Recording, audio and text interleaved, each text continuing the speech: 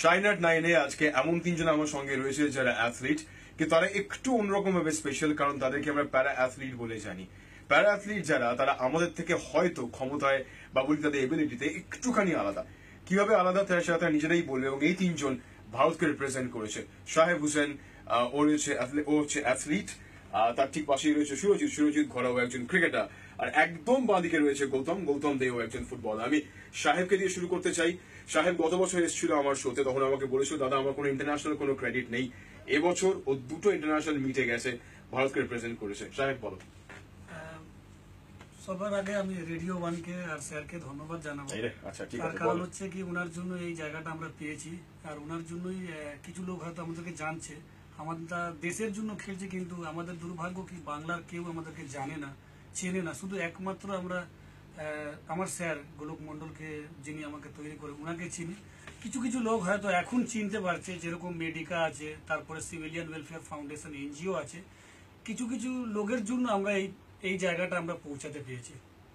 আচ্ছা, পাশে রয়েছে সুরজিতের পরিচয় দিয়ে দিই। 2018 ব্লাইন্ড ওয়ার্ল্ড কাপ চ্যাম্পিয়ন ও ভারতকে রিপ্রেজেন্ট করেছে, পাকিস্তানকে ফাইনালে হারিয়েছিল। একটা দুর্দান্ত জার্নি ছিল। সুরজিতের কথাটি শুনতে চাইবো।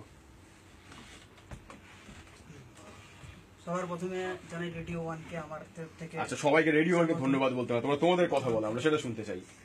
আমি আমার কথাগুলো বলতে গেলে, আমি অ্যাকচুয়াল ক্রিকেট শুরু করেছি 2012 থেকে।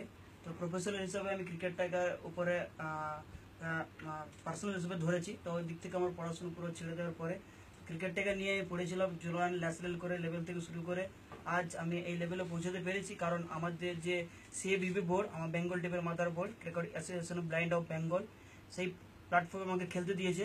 তো ওইখান থেকে আমি পারফরমেন্স দেখানোর পরে আমাদের ইন্ডিয়ার mother board CABI, cricket association blind in India, তো ওখান থেকে আমাকে চান্স দেওয়ার পরে এবং ওখানে থেকে আমি যাওয়ার পরে আমার দুবাইতে আমাদের ওয়ার্ল্ড কাপ হয়েছে।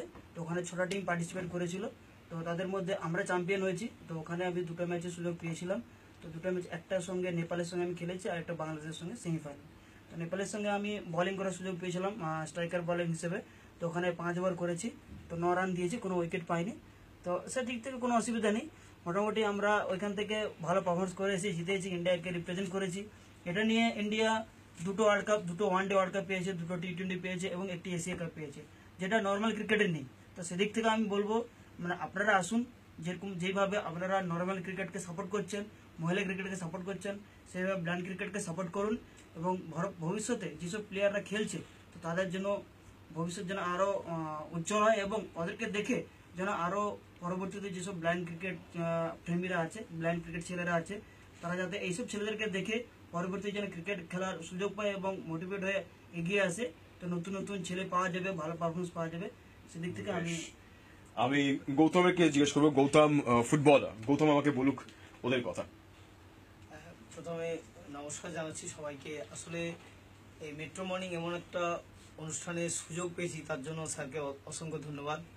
যে ব্লাইন্ড ফুটবল, একটু আগেই বলছিলাম, ব্লাইন্ড ফুটবলে পশ্চিমবাংলায় কোনো রকম কোনো সাপোর্ট মেলে না গভর্নমেন্টের তরফ থেকে।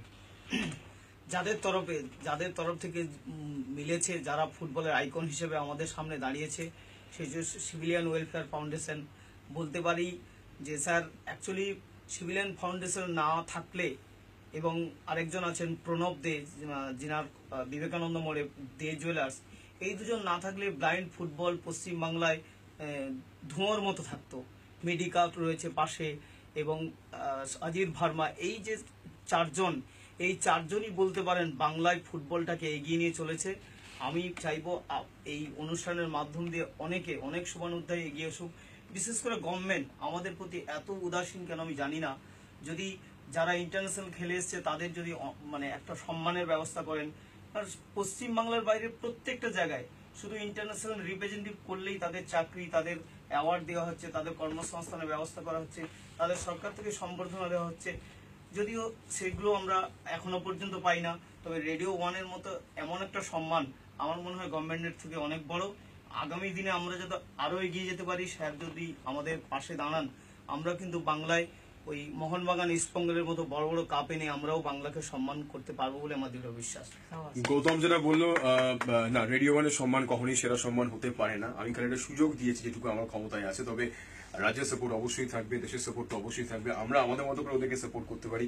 ওরা যারা লড়ছে, লড়াই করার চেষ্টা করছে। সাহেব আমাকে বলেছিল যে ও একটা সুযোগ পেতে চায়, যদি এখানে কথা বলতে চায়। আজকে সেই সুযোগটা খালি দিচ্ছি, তবে এটা কোনো অভিযোগের জায়গা অবশ্যই নয়।